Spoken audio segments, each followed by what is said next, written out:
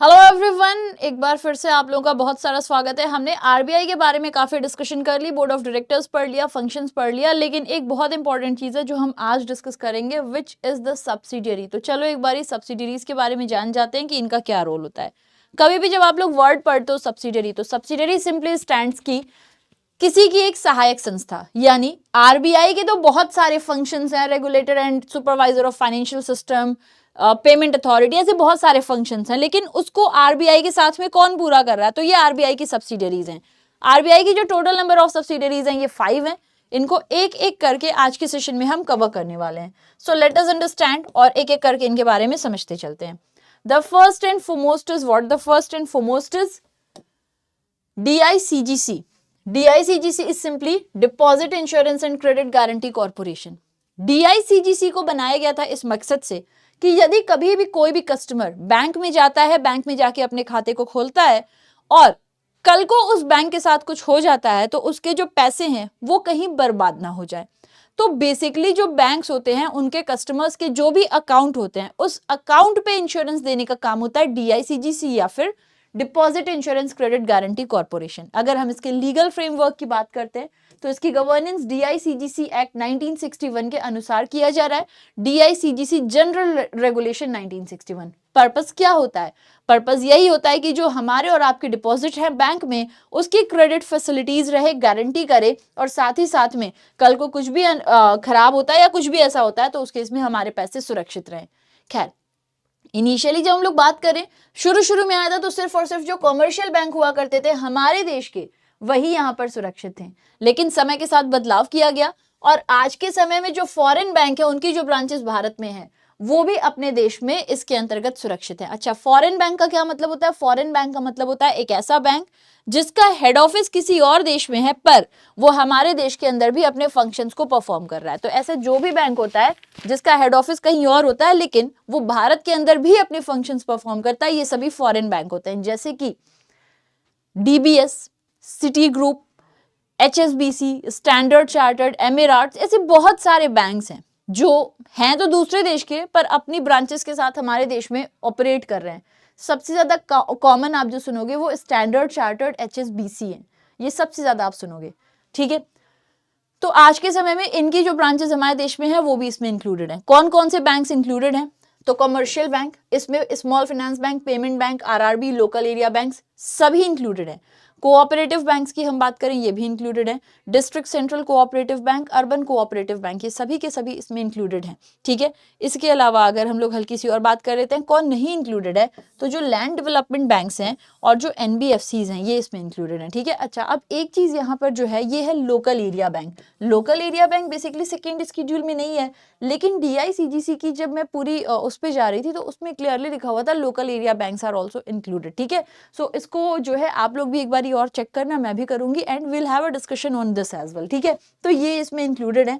Next देखिएगा, कितने रुपए तक के जो हमारे डिपॉजिट होते हैं वो सुरक्षित होते हैं। तो जब हम बातें करते हैं जो हमारे और आपके पैसे होते हैं वो 5 लाख रुपए तक इसमें सुरक्षित हैं, यानी कि 4 फरवरी से यह है, पहले 1 लाख तक था, उसको बढ़ाकर 4 लाख कर दिया गया। यानी कि यदि हमारे और आपके पैसे जमा है बैंक के खाते में और कल को उस बैंक को कुछ होता है तो 5 लाख तक ज्यादा से ज्यादा हमें वो बैंक लौटाएगा, उससे ज्यादा नहीं लौटाएगा। अब इसका मतलब ये नहीं चाहे कितना भी 5 लाख, ये नहीं, 5 lakh is the maximum amount जो लौटाएगा वो बैंक। ठीक है, अच्छा, अब it includes deposit held in same capacity and right across all branches of the bank. ठीक है, प्रीमियम क्या होता है? जब हम लोग प्रीमियम पे करते हैं उसी के बेसिस पे तो हमें हमारा इंश्योरेंस मिलेगा। ठीक है, तो यहाँ पे क्या है, प्रीमियम है 12 पैसा पर 100 ऑफ एसेसेबल डिपॉजिट एनुअली। ये भी 1 तारीख से ही क्या है, ये भी 1 तारीख से लागू किया गया हुआ है।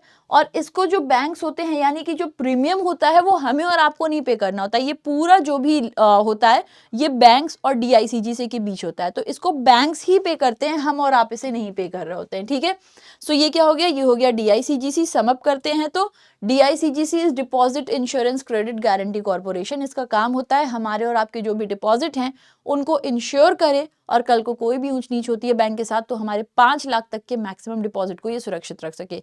एक बैंक में एक अकाउंट हमारे सुरक्षित रहते हैं। ठीक है, चलो नेक्स्ट क्या है? सो नेक्स्ट हम लोग यहाँ पर देख सकते हैं, इसका नाम है Bharatiya Reserve Bank Note Mudran Private Limited. RBI Act 1934 के सेक्शन 22 में ये बहुत ही क्लियर लिखा हुआ है कि RBI is the only issuing currency authority of our country. तो वो जो करेंसी इशू है उसमें आरबीआई नोट्स वगैरह भी प्रिंट करता है। उस नोट्स को प्रिंट करने में आरबीआई की मदद करता है आरबीआई का subsidiary BRB NMPL. So what is it? Bharatiya Reserve Bank Note Mudran Private Limited. ये पूरी तरीके से एक एंटरप्राइज हो जाता है, ठीक है। हालांकि जब आप आरबीआई की वेबसाइट पे देखोगे तो it is included in subsidiary, और जो बीआरबी एनएमपीएल है उसने बोल रखा है कि हम पूरी तरीके से इसके अंतर्गत हैं, एक एंटरप्राइज की तरह ही काम कर रहे हैं, ठीक है। इसकी जो एस्टैब्लिशमेंट हुई है 1995 में हुई है। हेड ऑफिस इनका बेंगलुरु में है। काम क्या होता है इनका? काम होता है इंडियन करेंसी नोट्स को प्रिंट करना आरबीआई के लिए। अब इंडियन करेंसी नोट्स टोटल 4 जगह पर हैं जहां पे ये करेंसी की प्रिंटिंग होती है। कहाँ कहाँ पर है?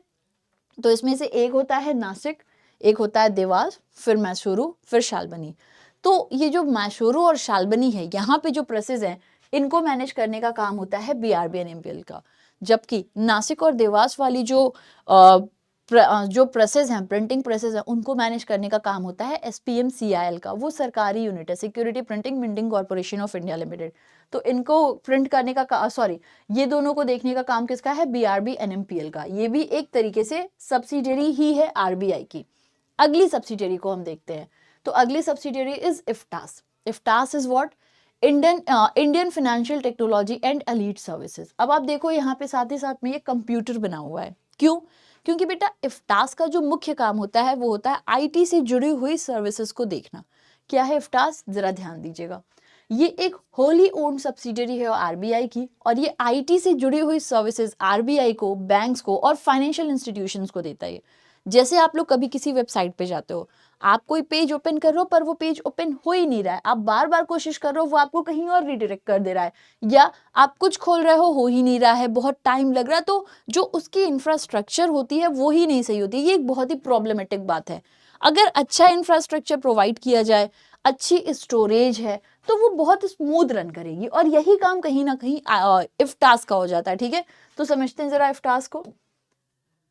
इफ्टास जो है ये आईटी रिलेटेड सर्विसेज प्रोवाइड करता है और कुछ पर्टिकुलर प्रोडक्ट्स को हैंडल भी कर रहा होता है। जैसे कि इसमें से सबसे पहला है infinite. Infinite is Indian financial network. तो इंडियन फाइनेंशियल नेटवर्क बेसिकली हमारे देश में जितने भी बैंक्स हैं उनका अपना एक नेटवर्क होता है।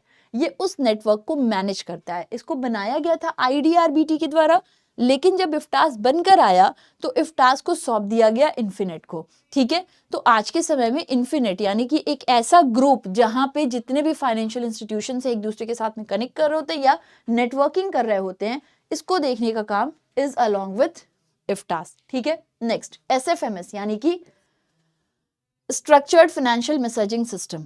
तो इनकी जो स्टैंडर्डाइज मैसेजिंग प्लेटफॉर्म है ये इंटरबैंक फाइन, मतलब आप ऐसे कह लो कि एक तरीके से मैसेजिंग प्लेटफॉर्म है। फाइनेंशियल कम्युनिकेशन करनी होती है बैंक्स को, तो इसके उससे करते हैं, इसी के माध्यम से करते हैं। नेफ्ट और आरटीजीएस सिस्टम जो होता है, इसमें भी नेफ्ट और आरटीजीएस सिस्टम का यूज करके पैसों की लेन देन वगैरह की जाती है। तो जो नेफ्ट और आरटीजीएस का सिस्टम होता है, इसमें भी एक तरीके से ये बैकबोन का काम करते हैं और अपनी तरफ से काफी सारी सर्विसेज को प्रोवाइड करने का काम करते हैं। सो ये हो गया एसएफएमएस, ठीक है। नेक्स्ट और क्या करते हैं? नेफ्ट का application, NEFT is what? National electronic funds transfer. तो जो नेफ्ट होता है ना, उसमें भी इफ्टास एक तरीके से सर्विस प्रोवाइडर का काम करता है कि यहां से वहां तक जो पैसे पहुंचा रहे हैं उसमें ये सर्विस प्रोवाइड करता है ताकि इसको स्मूथली हैंडल किया जा सके। इसके अलावा एक और बहुत इंपॉर्टेंट चीज है जिसको इफ्टास हैंडल कर रहा है, which is what? Which is gift, यानी कि global interchange for financial transaction. तो गिफ्ट जो है ये एक पेमेंट और सेटलमेंट सिस्टम है जिसको इफ्टास ने बनाया है, और जो स्ट्रेट थ्रू प्रोसेसिंग इंटरबैंक की ट्रांजैक्शंस होती है ना, उसमें इसका यूज किया जाता है। यहाँ पे ये लोग बैचेस बना के इधर से उधर पैसे ट्रांसफर कर सकते हैं, ग्रॉस में भी कर सकते हैं, बल्क में भी कर सकते हैं। बेसिकली जो पेमेंट सिस्टम्स है बैंक्स का, इंटरबैंक ट्रांजैक्शंस जो चल रहा है, वो जो पेमेंट सिस्टम है उसमें सुधार लाने के लिए गिफ्ट को बनाया गया था। तो ये 4 ऐसे सिस्टम्स हैं जिनको इफ्टास हैंडल कर रहा है। समअप करें इफ्टास को, इफ्टास आईटी रिलेटेड सुविधाएं आरबीआई, बैंक्स और फाइनेंशियल इंस्टीट्यूशंस को देता है, और ऐसी बहुत सारी ट्रांजैक्शंस हैं जहां पे इफ्टास सर्विस प्रोवाइड करता है और उनको अलाइन करता है। नेक्स्ट की अगर हम बात करते हैं, नेक्स्ट क्या है? नेक्स्ट है रेबिट या फिर reserve bank information technology private limited. इसकी फाउंडेशन हुई है सन 2016 में। ये एक पूरी तरह से प्रपोज्ड सब्सिडियरी है आरबीआई का। इसका काम क्या होता है, आज के समय में चीज़ें जब ऑनलाइन हो रही हैं तो उस ऑनलाइन की दुनिया में बहुत सारे चांसेस होते हैं कि कहीं कोई इंफॉर्मेशन इधर से उधर ना हो। तो इंफॉर्मेशन को बेहतर तरीके से प्रोटेक्ट करने की ज़रूरत है, साइबर सिक्योरिटी की नीड है। उसी साइबर सिक्योरिटी को पूरा करने के लिए रेबिट को बनाया गया था। तो आप यहाँ पर देख सकते हो, ये आरबीआई की सिक्योरिटी, साइबर सिक्योरिटी और आईटी कैपेबिलिटीज़ को बेहतर करता है। एक तरीके से आईटी सर्विस प्रोवाइडर का काम ये भी कर रहा है, और ये सॉफ्टवेयर डेवलपमेंट में नहीं है, लेकिन साइबर सिक्योरिटी में ज़रूर है, ठीक है। इसके अलावा जो एक और भी बात है, अभी फिलहाल में रेबिट का जो थर्ड वर्जन है, जिसको कि रेबिट 3.0 कहते हैं, अभी फिलहाल में ये जारी किया गया हुआ है। And the last one is RBIH। तो व्हाट इज दिस RBIH? ये रिजर्व बैंक इनोवेशन हब है, एक होली ओन्ड सब्सिडियरी है जिसको बनाया गया है ताकि हमारे देश में बैंक्स के साथ में मिलकर के, फाइनेंशियल इंस्टीट्यूशंस के साथ में मिलकर के ये अपनी सर्विस प्रोवाइड कर सके और इनोवेशंस वगैरह को बढ़ा सके, उनको बेहतर कर सके। इस मकसद से इसे बनाया गया है, ठीक है। तो वो आप लोग देख सकते हो। ओके, यहाँ पे इसके कुछ काम हैं जो काले पे काला नहीं दिख रहा है कि ये कैसे एकेडमिक रिसर्च इंस्टीट्यूशन के साथ मिलता है, इंडस्ट्री एसोसिएशन के साथ मिलता है, बैंक्स के साथ मिलता है और अपने काम को पूरा करता है, ठीक है। तो ये इनके कुछ काम हो गए। चलो कुछ क्वेश्चंस देख लेते हैं जिसके आप आंसर्स करोगे। इनमें से सबसे पहला है, इनमें से कौन सा एक होली ओन्ड सब्सिडियरी है आरबीआई का जो डिपॉजिट इंश्योरेंस देता है? रेबिट, इफ्टास, डीआईसीजीसी या BRB NMPL? Next, main function BRB NMPL का क्या है? Cyber security, printing Indian currency note, managing stock exchange operation या सुपरवाइजिंग एनबीएफसी? थर्ड, रेबिट को एस्टैब्लिश किया गया था ताकि एनहांस किया जाए इनमें से किस चीज की कैपेबिलिटी को?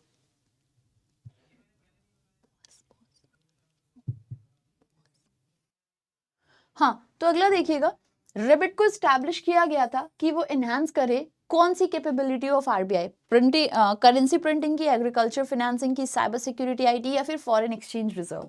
इसके अलावा आरबीआई की जो सब्सिडियरी है मैनेज कर रही है इन्फिनिट और एसएफएमएस सिस्टम को, कौन सी सब्सिडियरी है? डीआईसीजीसी, आरबीआईएच, इफ्टास या फिर रेबिट? एंड लास्ट, RBIH को सेटअप किया गया था ताकि नोट्स को प्रिंट करे, डिपॉजिट इंश्योरेंस दे, फाइनेंशियल सेक्टर का इनोवेशन करे या फिर फॉरेन बैंक्स को रेगुलेट करे। तो ये हमारी तरफ से कुछ क्वेश्चंस हैं जिसके आंसर आप लोग करोगे।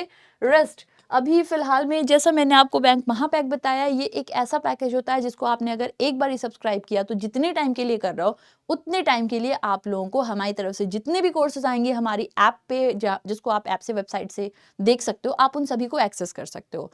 फिलहाल में अभी एक ऑफर चल रहा है, 48 आवर्स का होगा, आज और कल। तो जो भी रियल प्राइस है उसमें अगर आप लोग महापैक कूपन कोड लगाते हो आपको एक्स्ट्रा 500 ऑफ मिलेगा। 6 मंथ, 12 मंथ, 24 मंथ्स का, यानी आप जितने टाइम के लिए लोगे उतने टाइम तक हमारी तरफ से जितने भी कोर्सेज आएंगे आप उन सभी को एक्सेस कर सकोगे। सो ये आपको एक इन्फॉर्मेशन देनी थी मुझे। एंड फिर मुलाकात करेंगे। आई होप आप लोगों के सेशन पसंद आया हो। Till then thank you, take care, love you, bye bye everyone.